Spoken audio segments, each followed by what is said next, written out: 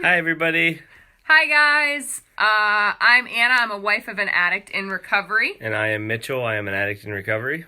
And just a heads up already, we just tried to go live once, and Facebook wanted to do the thing it was doing before, which is cutting us out. Sorry, I was crooked too. So if we lose sound, please just let us know. So if you do not hear us and we lose sound, please let us know. That would be a giant help. And I'm gonna do a shout out tonight to Joshua and Callie, because Mitchell and I did say that we were going to come on tonight, but I know personally I was getting tired, and what's easier, just to lean into that easy and just not do what I said and follow through. But Joshua came in the perfect timing and was like, we look out for these Wednesday videos, and I was like, there's the push we need. So to Joshua and Callie, thanks for keeping us accountable and helping us push into that hard. So we greatly appreciate it. Thanks, so thank guys. you. So Mitchell and I honestly wanted to come on today because, go ahead. I was going to say, first of all, I just wanted to thank there was so many people that commented on my year post and a lot of comments on Laura Boberg, when she spoke to everybody. And I just wanted to say thank you from the bottom of my heart. Hi, Callie. Hey, Callie. It really means a lot that everybody reached out to congratulate me. And if I haven't got back to doing it, which we just got back into town and we're leaving tomorrow, so I will, or if not, thank you. I love you, and thanks for the continued support. Awesome. Hi, Jess. All right, and ready? Let's see. All right, so, and hi, Tab. How are you doing tonight? Just to let you guys know, it was kind of a spur of the moment video that we're doing because something did happen today. A few things, actually. And we always express that we're going to be vulnerable with you guys and lean into that uncomfortable. And I always know when I'm going to be really vulnerable with you guys, because I start to get anxiety, to be absolutely honest. I can feel a clenching in my chest. And so we're just going to work through this, right? Yeah, just feel it. Feel it. Acknowledge it. So It's the first step. So today I went through some old notebooks, had to find something, and I stumbled across different things that I put into these notebooks that had to do with Mitchell when he was in active addiction. And Mitchell and I did discuss this and talk about it, and we felt it was a good thing to share with you guys, because I know a lot of the times you just see us right here and we're in recovery, and sometimes it's hard to get that feeling of, okay, they understand where I'm coming from, especially if you're still in the midst of addiction, and we know that's painful and hard. So one of the things that Mitchell and I like to do is, once we work through these things, is share them so that other people can feel that you're not crazy, that you're doing the right thing, that mistakes are going to be made and everything like that. So Mitchell and I basically decide, so I had one journal, I actually remember writing this.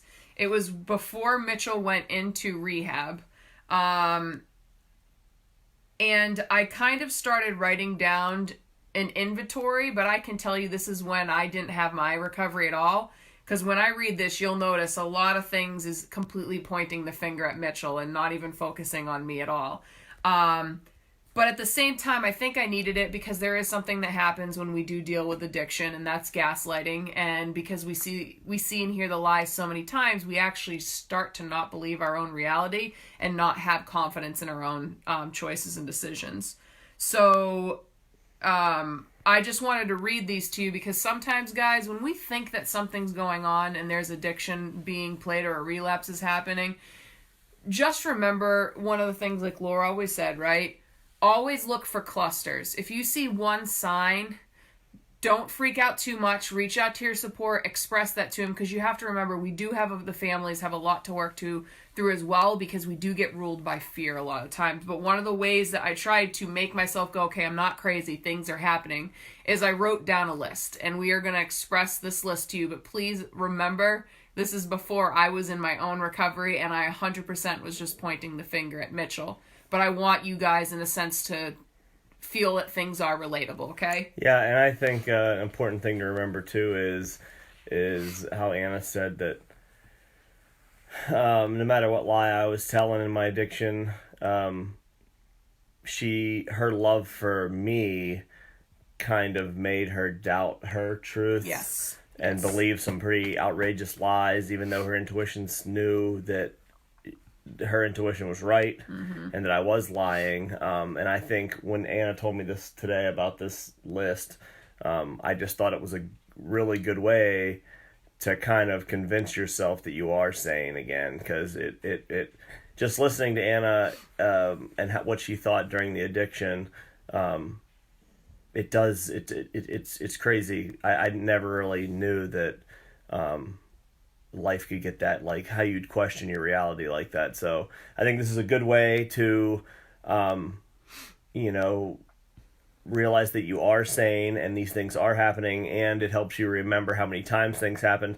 But I also told Anna that it's good, that I think it's a good thing to do for yourself, and not necessarily to put it in your addict's face or whoever's you're codependent with, or vice versa. I think it's just something good to have, and it's awesome for times like this.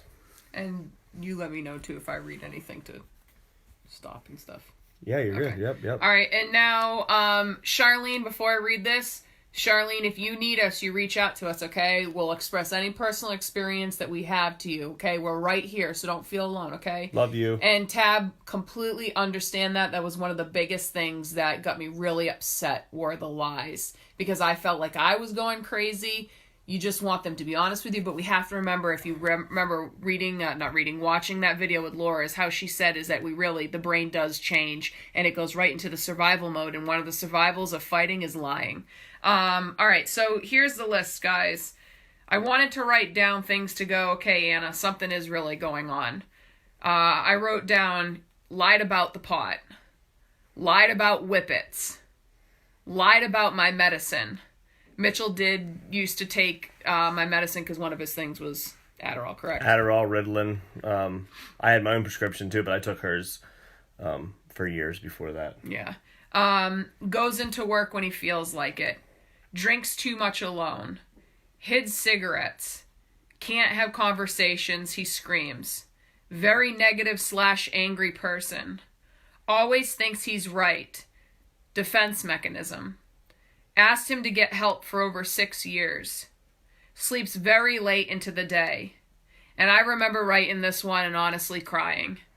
He's the one I'm supposed to talk to when someone hurts me. He's supposed to be the one that comforts me when I'm in pain. But he's the one that's hurting me and causing me pain. I feel so alone. I remember really writing that. I remember actually crying on this page because I was trying to get myself to believe in myself, believe in what I was seeing, believe in what I'm thinking, and then it just always comes back to, right? Even if we make a list, it comes back to the pain and feeling how we are. And I will express to you guys, when I was writing this list, I was creating isolation by my own very accord, okay? That's one of the things we do have to recognize. There is help out there. There is support out there.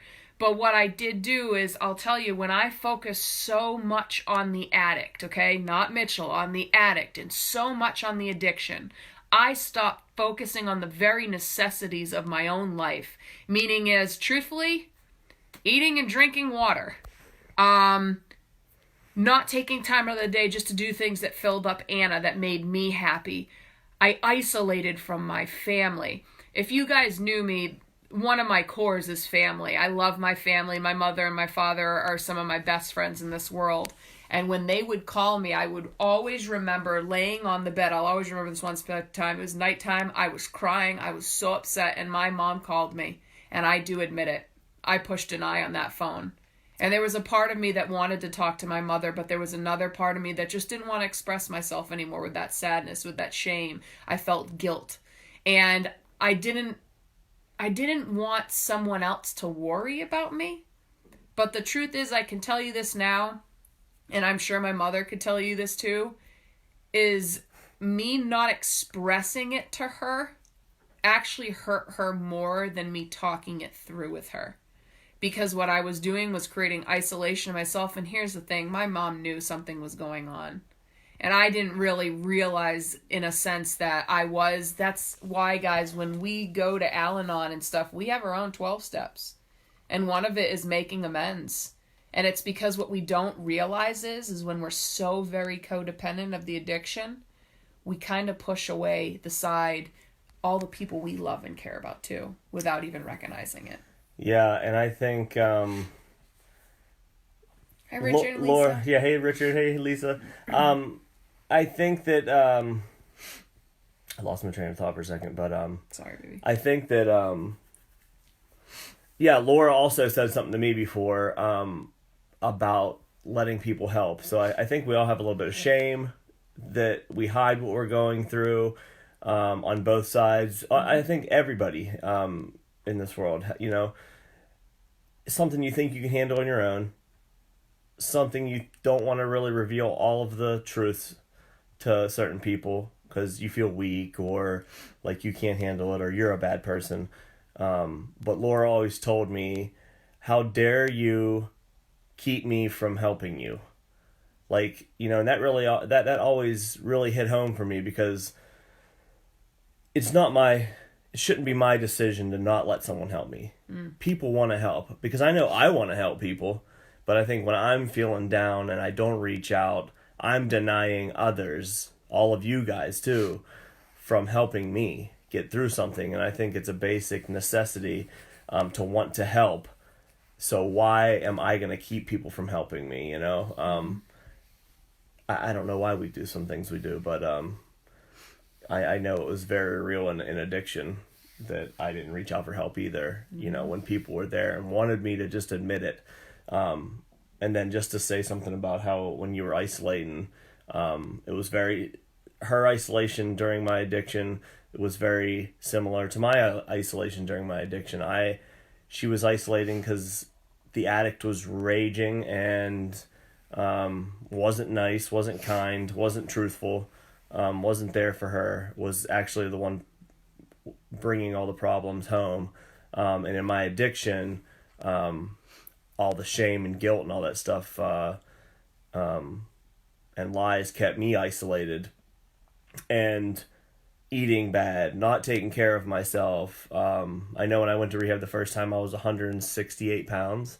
I'm 6'2", so that's pretty much skin and bones. And I think now I'm like 225. I've gained like almost 60 pounds in sobriety. Happiness you put on it. And I'm happy about it. I know in my addiction, if I weighed over 200 pounds, I used to get down on myself and call myself just negative things in my head and out loud.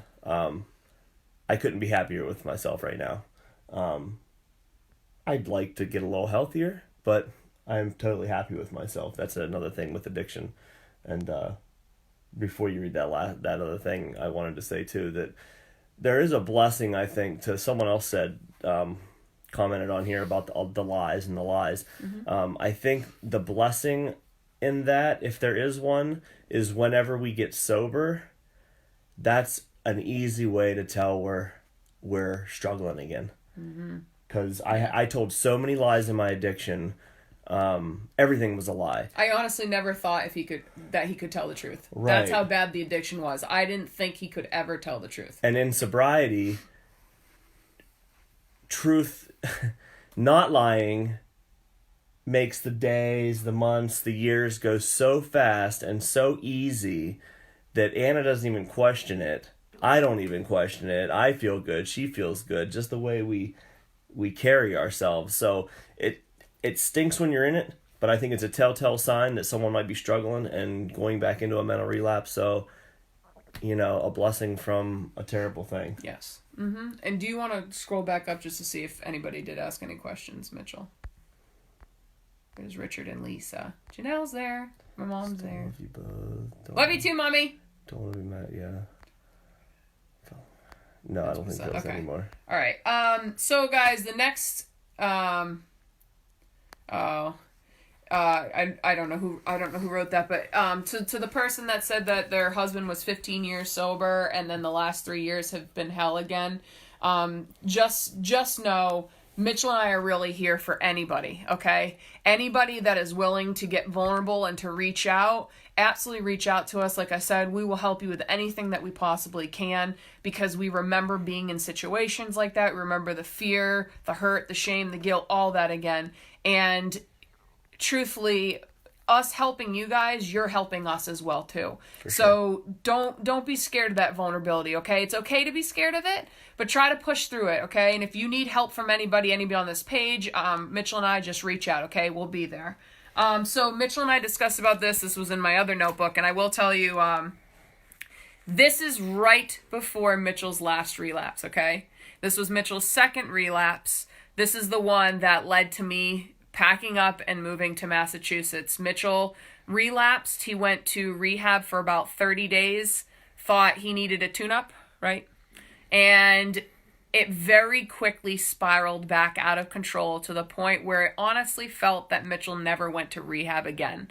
I felt all those very same emotions of that hopelessness and everything before Mitchell ever made the choice to go into rehab for the first time. So this is definitely part of my recovery, and I wanted to read this to you because no matter how many times, guys, even, the times that we have and we start seeing that consistency, when the relapse happens, we're going to get put back in fear, okay? And we're going to start questioning ourselves too, because what don't we want to do? We don't want to believe that they've relapsed, because that just equals more pain again, right? So I was denying it for a while and also just truthfully didn't believe it at the same time. So what I did was, and this may help some people out there, when you start seeing signs, okay, this is nothing that you have to give anybody or anything like this, but I started writing stuff down in chronological order to seeing if it was really a relapse, seeing the signs, and it helped me get out of that gaslighting and knowing, Anna, trust your intuition. Something is going on. You have to put up boundaries up and you have to take steps. And it helped her keep her sanity, I'm sure. Oh, hell yes. Because you can look back and say, oh, a week ago this happened. 2 days ago this happened. Instead of, the lies get unbearable and all mixed together. So I'm sure second guessing yourself is a common occurrence. And this is it's almost like a journal. So ready, guys? Mitchell came back from rehab on June 28th, okay, of 2018. Yeah, 2018. Mitchell has been a year and about a week sober, right? Yes. Yeah. So Mitchell came back June 28th. I wrote August 13th. Mitchell drank and lied about it. So it was a little bit over a month and a half, and Mitchell had already relapsed. The first time he came home, you were about 6 months, correct? So yes. August 13th, Mitchell drank and lied about it. August 23rd, found out he stole my cousin's Ritalin. 5th through the 11th of August, he's still on vacation, also stopped going to meetings, stated he needed a break. I remember when he told me and said, I need a break from all this. Right there, that was my first real sign of going, something's going on. August 26th, he sent a picture telling me he was at a meeting, found out Monday he had lied. On Monday he had lied. That one really hurt me, guys, and you want to know what my codependent self did? I'll even admit this to you. I saw that picture, asked him if he was really at a meeting. He told me yes. Do you want to know what I did? I knew that background looked familiar. I got in my car, drove to the meeting to see if I could see that the picture lined up with anything near the meeting. And it didn't. And it didn't, but do you see how much I completely stopped focusing on my life and just wanted to prove him wrong? And also try to believe that if I had that evidence, I could put it in his face and go, see, you are lying to me. Oh, yeah. But the thing is, all that does to us, guys, is just lets us spiral down as well. We fall down that rabbit hole, too, when we do those actions. 1 second, though. Charlene, if they committed to going to meetings, I would say red flag, unless there is a discussion about why. If I committed to going to meetings and I told Anna that and we were on the same page, I would have to come to her and say why I didn't want to go to meetings, put in another plan of action, and I for sure wouldn't connect with other addicts. If I start hanging out with some of my addict friends, I'm probably already using. But I just know that that's not a safe place for me, and if I'm in my right mind, that's not happening. And Charlene, here's the thing is, because we really don't want to give out advice. What we try to do here is just tell you our personal experiences. And I know through our personal experiences is that the way we gained trust back was expressing what each of us intended. So if Mitchell if he said, Anna, I intend to go to 5 meetings a week, then I expect him to go to 5 meetings a week, okay? If Mitchell all of a sudden just goes to 2, that's not how I gain trust back. And so when Mitchell says something and follows through with his words, that is how trust is gained. I know if something were to happen and say Mitchell says, I am going to go to 5 meetings, but something happens, he says, Anna, I only went to 4 today, and expressed why. There has to be dialogue, yes. There has to be dialogue. It can't just stop, because that's what's going to happen is even if they're not in use, okay, and they're just having a hard time or anything like that, I'm going to tell you where our mind's going to go, or I tell you, where my mind is going to go. It's going to go straight into fear. Yep. So once Mitchell and I have an open dialogue, we lean into that uncomfortable, I feel much better after that. So from my experience, if that's happening, sitting down and having a conversation with them. What's your intention? What's your intention? That helps so much more. I'd rather have Mitchell go, hey, Anna, I don't want to go to that many. My intention is only 2 meetings. And if he follows through with 2, that'll help me gain trust. Yep. So. And thanks, Steve. Next time I'm in Washington, we'll have to get up and get something to eat or something, man. All right, so after the August 26th, I found out, that Mitchell did lie, that it really wasn't a meeting. Oh, and I also called Mitchell's sponsor, which is not a smart no. So that's my codependency, people. August 31st, told him we were pregnant. He made promises again and didn't follow through. Hey, Tracy. September 13th, Mitchell is depressed, just lying there, took space. He came and spoke with me, more promises of meetings, doctor, sponsor, gym, and of course that wasn't followed through either. And I do remember, honestly, this was the day, you want to hear a story that I absolutely truthfully love and hold on to? That was the day where Mitchell was completely depressed and lying there, and he said, these past months have been very hard. And I remember looking right at him and trying not to cry, but crying and saying, Mitchell, I understand that, but these last months have been very hard for me too. And I remember going straight outside into my backyard, and I remember basically praying to God. But when I pray to God, I pray to my vavá, and vavá means Portuguese grandmother. And I basically said, how can I keep moving forward if I feel so broken? And I kid you not, and I know how corny this sounds, within 2 seconds, a butterfly flew by me. And it landed on the grass in front of me, and when I looked down, that butterfly's wing was broken. And then it just took off, and it flew right away. And to me, if you know me, I take those little messages and symbols as it is a message. And I saw it as that my vavá was telling me that even though you feel broken, you can still mend and you can still grow. And so that meant a lot. It meant a lot to me. I still have a picture of that butterfly, and I always hold on to that picture dearly because I believe that was a message I really needed that day. Then September 16th, spoke to me about the above incident. Mm-hmm. October 2nd, gave me extra money back, but then took my $4, and I flat out right on there deceiving. Yeah, because think about that. Giving money back and then taking $4. Without my knowledge. You know what I mean? Like, why give the money back? So it deepened my addiction and pretty sick. And that's how I knew I was going down a slippery path, guys, because when I saw that money missing, it was the first time I actually really confronted Mitchell. I mean, really. And I looked right at him and I said, give me your wallet.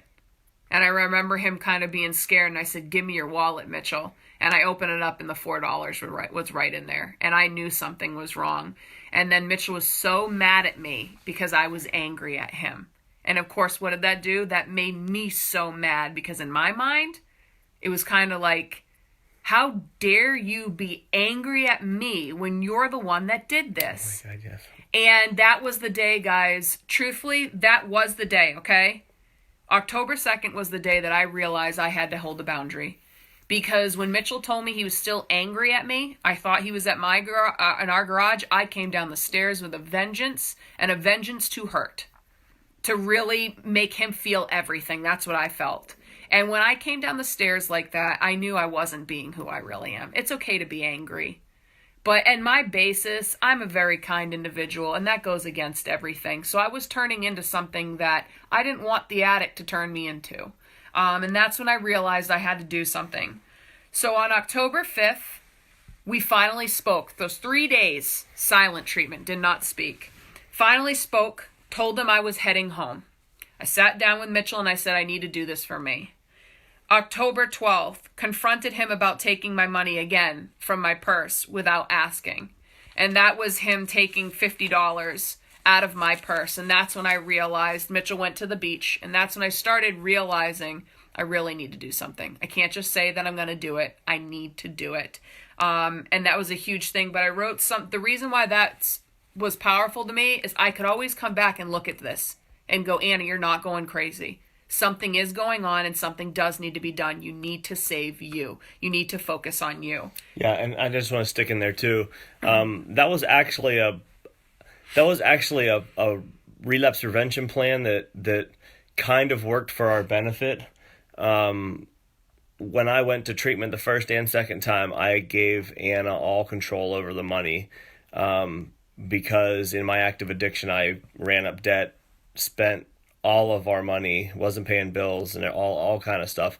And with a sane, sober mind, I made that choice, and we both agreed that she would handle the money. So even though during my addiction I was taking money from her purse and stuff, I think that setting those things in place when I was sober and clear-headed kind of helped out the addict when I was relapsing. So I'm grateful that sober I set those things up and we agreed on those things, because even though it hurts, it helped me see the damage I guess I was doing and feel more alone to get help again. Mm-hmm. So after that, the night before I left, actually a few nights, before I left, when Mitchell was in the beach, and it was kind of a blessing, truthfully, that Mitchell went to the beach to go work on the house, because when that happened, yeah, I think we needed some time. I got time for me to actually feel how I felt without the toxicity there, in a sense. And it really helped me realize I needed to help myself. So I started taking an inventory, kind of in a sense, of what was going on.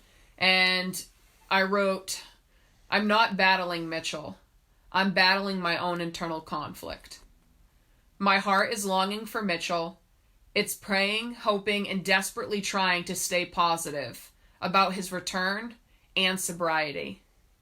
My mind is battling the addiction, thinking of pros and cons, wondering if it'll ever change, because past events say otherwise. Both aspects of myself are battling one another. They're conflicted. And then I actually wrote faith first logic. I'm ready to be a mother, start a family, but it's another aspect of a journey of my life I'm fearful to start with Mitchell. But what I didn't realize, guys, it wasn't that I was fearful to start with Mitchell. I was fearful because I knew the addict was there. I didn't want to start a life with the addict. And then if you can notice, so before when we read this was straight going all completely what Mitchell is doing wrong. This is a year after me in recovery, okay? I stopped focusing in a sense on the addict, what I can do to help do the addict, what I could do for Anna. And that was huge. I wrote, what can I do for myself? Pray. Go to meetings for families of addicts. Continue therapy. Move to Massachusetts and be with family and friends who make me happy and support me. Get space and time to confront conflict alone. Continue to go to family aftercare. Reach out to others. Continue to journal. Do self-care that makes me happy. And then I wrote an affirmation. You are strong, Anna. You can do this. So that was a huge, huge thing for me, guys, because for me, finding these notebooks just showed how much of my journey. This one was before Mitchell went into recovery, and this was straight pointing every single finger at the addiction. And there's a time where we absolutely are the victim, but when are we going to take the stance and say, I'm no longer going to be the victim, I want to be the survivor? And it became when I started to find support and work on me, that victim changed into the survivor and saying, I want to survive. And it really came down to, I do think that it's good for us to keep a journal. It's good for us to have a personal inventory of what we want out of life. Because the thing is what we have to remember. We always think that we're helping our loved one when we're enabling and being codependent. But what we're doing is actually just providing more strength to the addict. Because the addict wants that cushy life, and the drugs too. Mm-hmm. That's why when we actually hold up healthy boundaries, what usually happens? We get met with anger, because that's the addict. Because we're confronting finally the addict. And I will tell you, when we hold our boundaries, we do that. That is for us. But sometimes there is a ripple effect. And it actually suppresses more of the addict and the addiction and allows our loved ones to come out and try to fight. Yeah, I'll say something on that. I think whenever I saw, like, some people think, at first I thought it was everybody leaving me, because Mitchell looking through the addict in there, raging, but then whenever there was Mitchell in there, just seeing through what the addict was destroying, it's like everybody's leaving me. A little bit in early sobriety, I thought no one wanted to just be there while I just slowly died. But now looking back, I think my family and Anna and everybody around me they just started to do them. Mm-hmm. And yeah, there was anger at first, because the addict's like, they're leaving you, convincing me of all this stuff. But really, I knew that everybody else was just working on themselves, and I had to come to the conclusion that I need to work on myself. So I think it's a huge blessing. And right off the bat, no one loves change. There's going to be pushback, especially the addict. The addict's going to hate that, because if you can just run around and do anything you want in this world and have no repercussions for that, you're going to keep on doing it. Mm-hmm. I could just do whatever I wanted. But people didn't discipline me. They just worked on themselves. So there was nothing else that the addict couldn't come back at them with anything legit. That's true. I could lash out, but it would have been nonsense, because they're just working on them. It's not some kind of punishment for me. So I think that's very powerful. And I can finally see it clearly now too, that, because with a healthy mind, if someone's working on themselves, that doesn't mean that they're not trying to help me. That just means they're working on them. And I say, good for you. Maybe I should work on myself. Mm-hmm. And that's where I'm at today, but I can see how that works in my addiction too. Mm-hmm. Yep. Oh, hi Tracy. We love you too, as always. And hi Jess. It's nice to see you on. Guys, I'll tell you, we love seeing names pop up, because we always have two continued people that come up and watch our lives. And I hope it really feels like a family to Mitchell and I. And when you guys reach out personally, that's how we make a bigger connection. And it feels like, truthfully, we really know you. And you're like right down the road. And that means so much to Mitchell and I, just to have that support. So we truthfully really do appreciate it. We love seeing you guys, because just know that we support you as well. Yeah, and I just want to say, I found out just 2 days ago that there's a spam folder on Facebook. So I didn't answer a message from someone like October something. I'm very sorry, but I did answer you now. So if you want to reconnect, keep reaching out. I'll keep doing the same thing. And now I know there's a spam folder, so yep. I'm going to check all those messages too. Yep. But we really do love you guys, and the support that we have both had and felt from you guys. I hope we're radiating it back to you guys. Yep. Absolutely. I think so. I think so. We just wanted to let you know too, also guys, so I know how some people kind of see and they're like, oh, we have people, Ann, I want to get to where you are. What I need you guys to realize and understand, okay? Mitchell and I still have days that we struggle. We still have days that we struggle. We still have days where the trauma pops back up or the triggers pop back up, and we have to work through them. Yeah. And one of them actually came for me today. All I was doing all I was doing, guys, was taking out a plastic bag so I could put something in for it for our trip tomorrow, okay? And inside it was a receipt. I was just going to throw that receipt right away, still not thinking of anything. And then I went, but maybe somebody needs that receipt. You know, they forgot it was in the bag. I turned the receipt over, and it says Lakeville Market and Liquors. I can't tell you how fast my heart dropped. The anxiety, the clenching of your chest right here, not being able to breathe, and getting put straight back into fear. And I quickly remember my mind going to, but my dad, I don't think, buys alcohol. So what did my mind go to? Oh my God. And even though I knew Mitchell was in recovery, my mind still likes to go to those spots because for a long time I was used to those spots, right? So basically what happened was a part of me was like, don't tell Mitchell. Just don't rock the boat. And then I realized what Laura taught me last time is I still get upset when I do get trauma and I get hurt and I cry. I guess I don't want to rock the boat when I feel like Mitchell's been doing such a good job. But like Laura told me, Anna, you can't rock the boat when the boat's already rocked a little bit. Those pains, those traumas are already in me. And they have to be worked through. And that's for everybody out there. It's okay if you still feel like that. Challenge them. Talk to somebody. Talk to your loved one. Work through it. And that's what I did is a part of me didn't want to go again. Didn't want to tell him another thing. But I said, you know what? I really want to. And I went to Mitchell and I told him. And I was calm right afterwards. Because I knew Mitchell didn't. But that trauma came back up in the past. Talked about it. Calmed down. And I just wanted to let people on here because I think that's one of the things that families and friends struggle with when we do have an addict that's in recovery and is doing a fantastic job. We get very ashamed of ourselves. I know I can speak for myself. I get very ashamed when that trauma comes up and that pain comes up because I almost feel like I'm pushing something, I guess, on Mitchell where I know he's doing a good job. I don't want to keep bringing up the past, but the truth is sometimes we do have to work through the past to really move forward.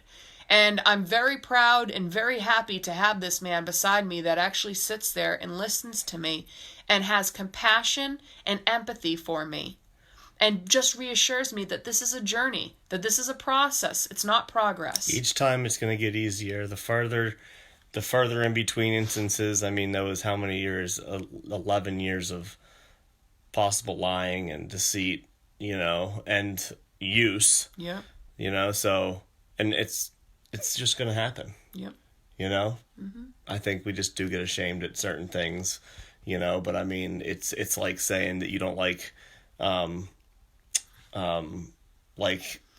kind of bloody, gory movies or something like that. When it comes on, mm-hmm. You shut it off. Yep. You're not going to get ashamed of that. It's just something that's happened and something you don't like, and I agree. I think it's just going to happen. And I'm proud of you for sharing it with me. Yeah. Thank you.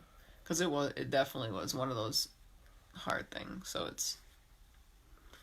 But we worked through it. But that's the thing, guys, and that's what I mean is bringing this stuff up when we're both working on a recovery.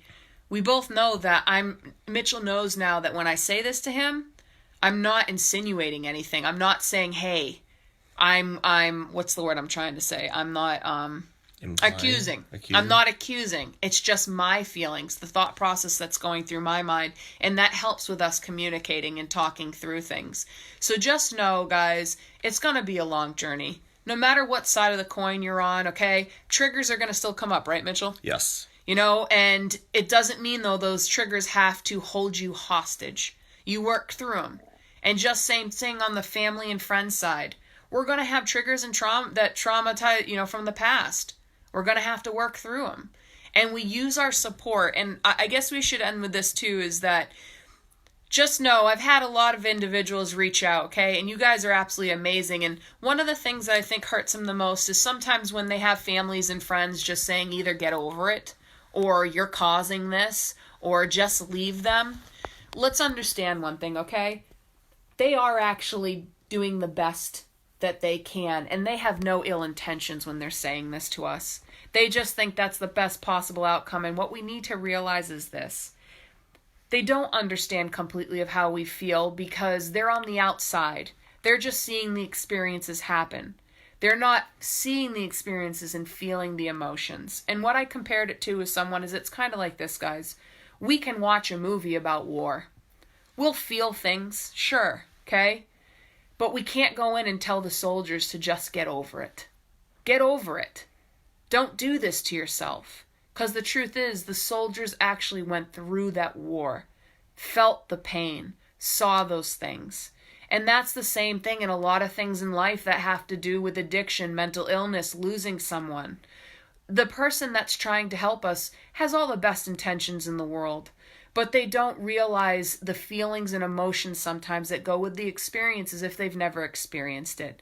So the best thing that I can say is, through personal experience again, is just express them. That I know you have the best intentions in the world, but what I really need is just for someone to listen to me, not try to fix it or tell me what needs to be done. And that's why, guys, out there's also programs for us that we've been talking about. There's 12-step programs out there that there are people that have been through that will understand where you're coming from. And if anybody needs anything, we do have a page also that I run with another amazing woman, and it's a support page for families of alcoholics and addicts. It's a group page, and it's private. If you'd like to privately message me, you can do that, and I will share that page with you. And that's somewhere you can open up, be vulnerable, and other people do come and share their experiences as well. So for sure, and yeah. So we'll end it right there. It's such drama, like a war. Yeah, for sure, it is like a war. So I think I was just thinking about, the communication between everybody, loved ones, addict, with your support pages, or whatever it is. There's a great book out there. It's called The 4 Agreements. It has some really good points in it. And one of them is don't take things personal, because everybody's doing the best they can. I really believe that no one's out there to get you. No one's out there to get me anyways. It's just my perception going into things. And that has really helped me communicate a lot better. And even with you, there's certain things me and Anna used to argue about before when we said something, but most of the times we're saying the same thing in a different way. So if we just skip all that dancing around and say what we mean and we don't take it personal, we get to a compromising end result very fast, and it's beautiful. So that's The 4 Agreements. I'm not sure the author, but check it out if you want. And then we're working on a list of good self-help books that have really helped me out going through recovery, and we'll post Anna them too. We'll start posting a list of those books too, and yeah, I think we're good. Yeah, and thanks again, guys, very much for reaching out to Mitchell, reaching out to me, expressing about the 1 year. We greatly appreciate it because you are such a huge part of our life. Yeah. So we love you guys. Yeah, love you guys. Have a wonderful evening. Night.